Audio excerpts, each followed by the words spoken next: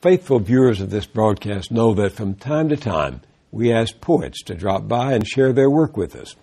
This time our guest is the versatile Philip Appelman, whose creativity spans a long life filled with verse, fiction, philosophy, science, religion, and above all, moments of everyday experience captured like the glint of the sun sparkling through a crystal glass.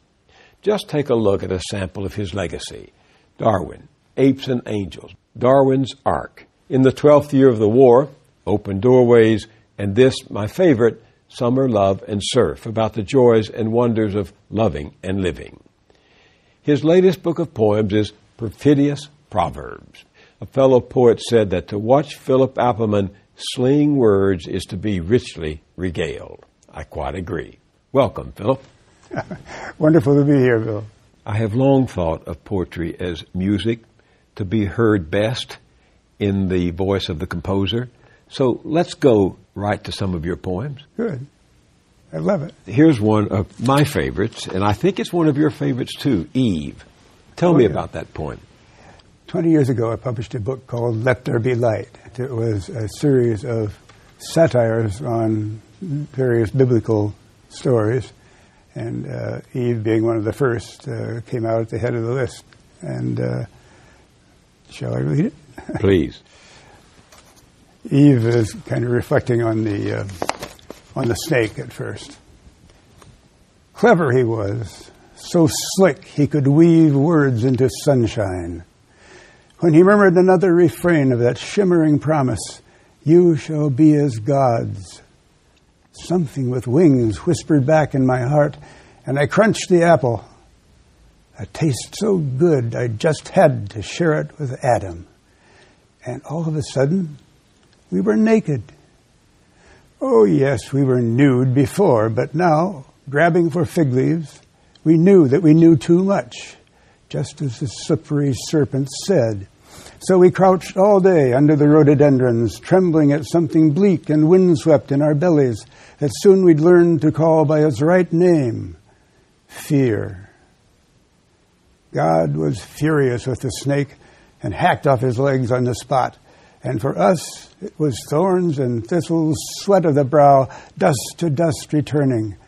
In that sizzling skyful of spite whirled the whole black storm of the future, the flint knife in Abel's heart, the incest that swelled us into a tribe, a nation, and brought us all, like driven lambs, straight to his flood. I blamed it on human nature even then, when there were only two humans around. And if human nature was a mistake, whose mistake was it? I didn't ask to be cursed with curiosity. I only wanted the apple, and of course that promise to be like gods. But then, maybe we are like gods. Maybe we're all exactly like gods. And maybe that's our really original sin. The original sin. Hubris, right? Yeah, yes. Yeah. You've said that's one of your favorites. What makes it a favorite? Well, I like the